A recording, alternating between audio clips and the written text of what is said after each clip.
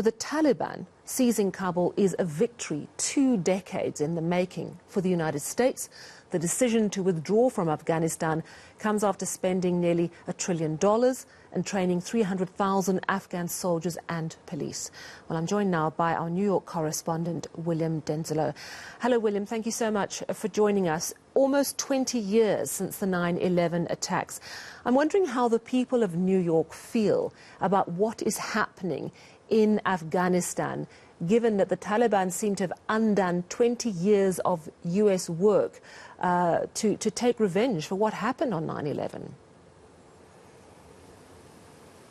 Well, of course, the memory of 9/11 is still incredibly visceral for New Yorkers. It's something that the health effects are still being felt every single year. More people die of complications when it comes to cancer, other diseases from the implications of the smoke inhalation, everything like that, when the two towers went down nearly 20 years ago. That memory incredibly burning bright in the minds of New Yorkers. When it comes to New Yorkers' reaction to the situation in Afghanistan, a huge amount of frustration, a lot of confusion about what America is still doing in the country. Of course, the United States' longest ever war it is at this stage, and the message coming from New Yorkers not too dissimilar from the rhetoric coming across the United States. Of course, it was a campaign issue in the 2020 election, both President Biden and former President Donald Trump campaigning to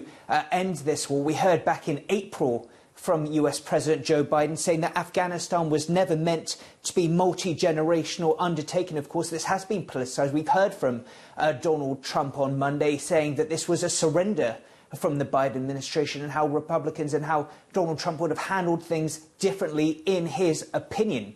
The message from many New Yorkers, as is a sentiment shared across much of the United States, is that over that past 20 years we've had Democrats in charge, there have been Republicans in charge, there's been mounting deaths, of course, when it comes to US personnel, US service members, and let's not forget the huge amount of deaths and suffering we've seen from Afghans themselves. So there's that huge frustration about what this was indeed for, all the suffering, all the heartache. Of course, there were plenty of bright spots when it came to messages of more education, opportunities for girls and women in Afghanistan. The Afghan representative speaking at the United Nations at a Security Council here in New York on Monday, saying that the futures and the promise for millions of Afghan women and girls is now very much in jeopardy.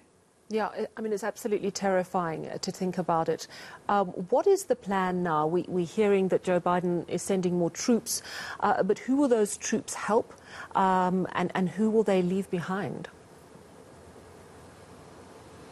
Well, we've heard from John Feiner, who's the Deputy National Security Advisor, and essentially his message when it comes to the strategy going forward is that there are terrorist outcroppings in a number of nations around the world, that the US works without having a significant presence and manages to keep them in check. So the message coming from the Biden administration is that you don't need a huge military presence in a region, in a country, to be able to curtail terrorist presence going forward. When it comes to a more immediate plan from the United States, though, it has been announced that there'll be an increased 1,000 troops working in Kabul. We believe that'll be largely through the prism of trying to help with the evacuation of US personnel, of Afghans that have worked with the US over the past few decades, try and get people out of the country safely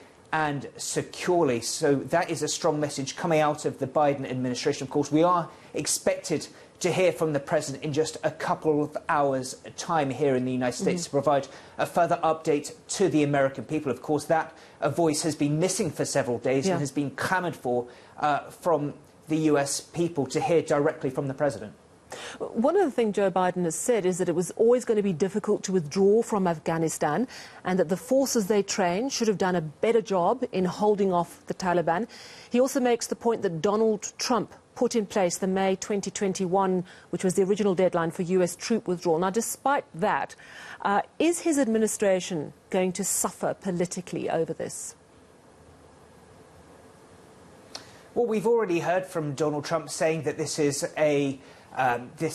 essentially a sign of defeat from the Biden administration. Donald Trump claiming that things would be different if he was in charge. Of course, the master negotiator, as he claims to be, of course, this was a policy, the Doha agreements that were put in place under the Trump administration, and that timeline very much somewhat continued on by the Biden administration when it comes to withdrawing foreign troops from Afghanistan this year. We have heard from Antony Blinken, the US Secretary of State. He says that essentially it would put American interests, American personnel in harm's way, would make them vulnerable if they reneged on that commitment and were to stay in the country. And the message from Antony Blinken is that the US, the Biden administration and the United States doesn't have the appetite for yet another war with the Taliban. We have, though, heard from Linda Thomas-Greenfield, the US ambassador to the United Nations, addressing the Security Council here in New York on Monday, saying that any actions that put US personnel or their mission at risk will be met with swift and a strong military response. So while the message from Antony Blinken and US personnel is that this withdrawal is continuing, there's still that strong message, that strong defiant message coming from some members of his administration this time, and most recently coming from Linda Thomas-Greenfield at the United Nations. All right, thank you so much for that update. Our New York correspondent, William Denselow.